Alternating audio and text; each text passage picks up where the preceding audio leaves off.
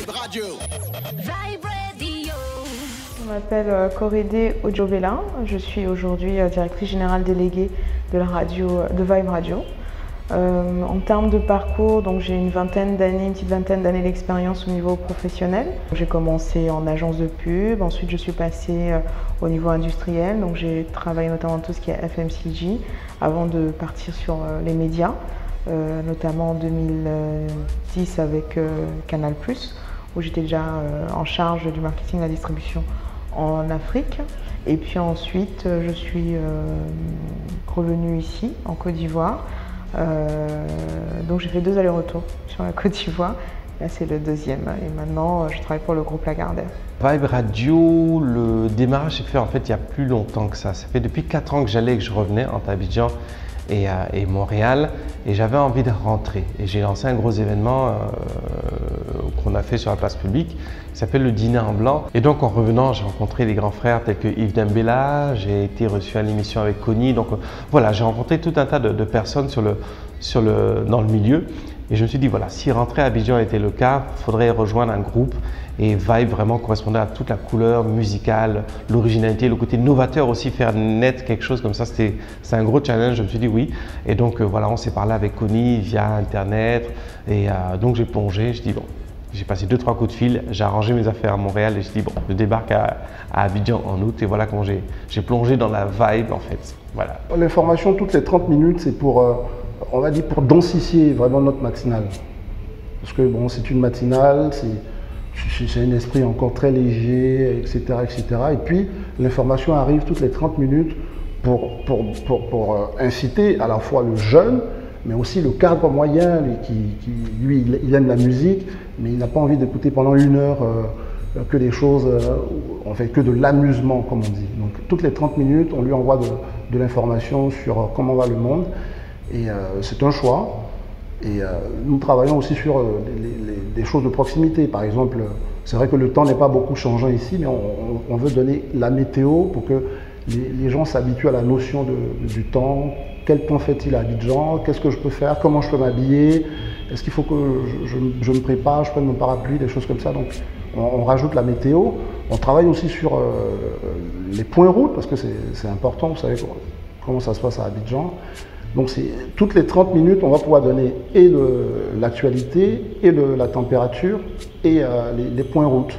Sans oublier bien sûr le petit moment de sourire avec les infos très fun, de vibe, quoi, si vous voulez. Le fait de construire un réseau de radio musicale qui s'adresse donc à une cible de 15 à 35 ans, en termes de cœur de cible, une cible plus large de 15 à 45 ans, radio musicale professionnelle, tels qu'on les voit en Europe et aux États-Unis, avec une équipe locale qui sont aussi des professionnels de la radio, et le monter donc en Côte d'Ivoire et très bientôt dans d'autres pays. Donc c'est tout ce challenge-là, c'est vraiment un projet start-up au sein d'un groupe qui est quand même celui de Lagardère, qui a aujourd'hui plus de 24 radios, 24 marques de radio dans le monde, sur 4 continents. Nous sommes présents en Asie, en Afrique, en Europe, aux États-Unis. Mais première expérience ici en Côte d'Ivoire, même si c'est vrai qu'on a déjà lancé 2 radios en Afrique. Nous avons un contenu, d'abord, du point de vue professionnel, qui est identique à ce que ferait tout organe de presse audiovisuel, mais derrière, nous adaptons l'information que nous donnons à notre cible, qui est une cible urbaine, jeune, qui apprécie la musique, mais qui a envie de savoir justement comment va le monde très rapidement. Et donc c'est une information qui est super fun. C'est-à-dire que dans le journal, quelque chose d'assez sérieux, on peut se retrouver à vous donner une information sur voilà, le train qui n'est pas arrivé à l'heure, mais qui a déposé une vieille dame de 50 ans, juste pour expliquer ce retard. Pour trouver mes bons plans, il y en a que je connais personnellement et il y en a, enfin je demande autour de moi, je demande à mes amis, je demande à mes connaissances si vous avez un bon plan, si vous connaissez un bon resto, si vous connaissez un bon spa, si vous connaissez, enfin, si vous avez une bonne idée, bon plan, il me faut un retour. Et puis moi maintenant, j'avise en fait si je peux faire passer un bon plan ou pas. Vibe Radio a été lancé en septembre 2015. Nous sommes présents à la fois en air, mais aussi online et on the ground. Donc, en air, c'est les émissions qui sont produites tous les jours. Nous avons à notre actif plus de 5000 heures de direct qui a été produit. Online, donc c'est la vie de la radio avant la production de l'émission, pendant la production de l'émission, après, et puis même la vie de la radio en dehors de ces émissions, c'est-à-dire quand par exemple on couvre un événement, lorsqu'on est présent au niveau d'un concert, etc. etc. Donc lorsque nos animateurs se préparent même pour aller faire le 6-9 le matin, ça c'est assez drôle. Donc c'est tout ça qu'on a mis en place au niveau de la digitalisation. Donc on est présent, on a un site internet, on est présent sur Facebook, mais aussi sur Twitter, Instagram, Periscope et tous les autres médias sociaux disponibles. Les gens ont envie de s'exprimer sur des sujets. Bon, on n'est pas que dans le divertissement. Donc on a une pastille qui s'intitule Immersion, qui nous tient à cœur, parce que ça permet aux gens de s'exprimer sur des sujets. Vous savez, il n'y a pas longtemps, on parlait du permis de conduire, on parle de la cherté de la ticket. Quelle est la vie des Ivoiriens? Donc on a une pastille comme ça qui permet de donner la parole aux Ivoiriens. Donc c'est vraiment, je pense que côté information, il y a beaucoup de contenu sur Vibe, bien qu'on soit axé sur la musique. Par rapport au développement de Vibe Radio aussi, on a bien sûr, comme toute nouvelle société qui s'installe, un challenge au niveau des ressources humaines. Aujourd'hui, pour tout ce qui est programme, nous sommes OK. Tout ce qui est technique aussi. Maintenant, c'est pour tout ce qui est plutôt support et commercial. Donc actuellement, nous recherchons un contrôleur de gestion et quelqu'un pour renforcer l'équipe commerciale qui est déjà en place. Alors, les émissions que j'anime, c'est l'actualité déjà, donc c'est le journalisme normal, l'actualité, et les bons plans Vibe de MAM qui passent tous les vendredis à 10h45 et la bulle gourmande Vibe de MAM qui passe tous les mardis à 10h45. La bulle gourmande, c'est une capsule aussi, comme les bons plans, et c'est une capsule où les internautes, donc les auditeurs, envoient leurs ingrédients, donc les ingrédients qu'ils ont chez eux à la maison, mais il faut que ce soit des choses pas trop compliquées en fait pour pouvoir faire des recettes pas trop compliquées parce que c'est des recettes que je fais. Donc le principe c'est que les auditeurs envoient des ingrédients qu'ils ont chez eux avec lesquels ils savent pas trop quoi faire et ensuite moi j'élabore une recette. Le collaborateur idéal chez Vibe, c'est quelqu'un qui est prêt à défricher. Donc sortir, aller sur le terrain, défricher, faire des choses innovantes, créatives et toujours dans la couleur de la radio.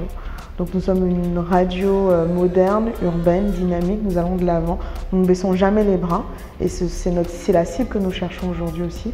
C'est comme ça que notre audience est. Nous avons par exemple un fan club qui s'est créé tout seul et qui aujourd'hui est de 15 000 personnes. Juste, ils ont commencé à nous suivre au démarrage et depuis ils sont 15 000, ils ont commencé à 5, 10. Et ce sont ce type de personnes-là qui prennent des initiatives que nous cherchons. La spécificité d'un rédacteur en chef en radio, c'est vraiment d'être très rapide dans la prise de décision, puisque c'est un média de flux, comme on dit, c'est-à-dire que les choses ne s'arrêtent pas. On va très rapidement, donc on ne va pas tolérer une information qui n'aurait pas dû être sur la radio. Donc la différence de la presse écrite, où on a le temps de choisir, de trier beaucoup plus en amont, en radio, le continuum radiophonique ne permet pas d'erreur dans le choix justement des informations. Donc c'est un travail qui est de beaucoup plus de vigilance, puisqu'on est dans la prise de décision liée à la nature même de la radio. Le challenge de travailler en radio comme on ne l'a jamais fait, c'est déjà de pouvoir avoir sa place. Parce que quand on arrive, surtout moi, j'arrive dans un milieu où pratiquement tout le monde a déjà 15 ans, 20 ans d'expérience. Je suis, on va dire, la seule à Vibe Radio qui n'avait pas d'expérience du tout à l'antenne. Et quand je suis arrivée, mon rédac chef a été très gentil en fait. C'est qu'on a passé 2 semaines de formation. Heureusement que j'apprends vite, donc on a passé 2 semaines de formation et juste après les 2 semaines j'étais déjà à l'antenne et puis voilà, il est content de ce que je fais. Nos plus gros challenges, c'est donc de produire nos propres événements. Le groupe Lagardère est présent sur le terrain, donc nous faisons des concerts depuis maintenant plusieurs dizaines d'années, en Europe notamment. On produit pas mal de concerts. Nous faisons des pique-niques, nous faisons pas mal de choses. Et donc, nos prochains challenges vont être, pendant les vacances et à la rentrée, de produire nos propres événements, en plus d'être présents sur les événements qui sont produits par d'autres et que nous couvrons.